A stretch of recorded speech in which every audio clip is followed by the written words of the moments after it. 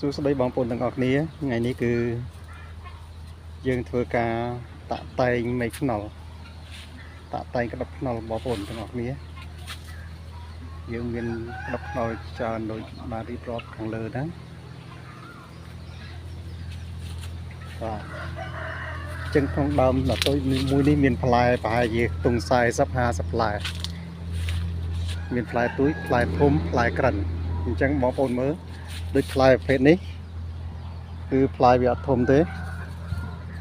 ចឹងយើងអត់ប្រទុកវាទេគឺយើងទៅកាត់វាចោល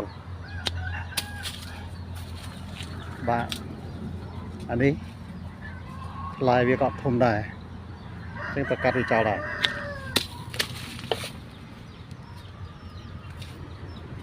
អានេះផ្លែក៏វាអត់ល្អដែរអានេះវាចឹងដែរកាត់វាចោលទៅកាត់វាចោលនេះហើយចំពោះនេះក៏យើងកាត់វាចោលហើយនេះក៏យើងកាត់វាចោលហើយ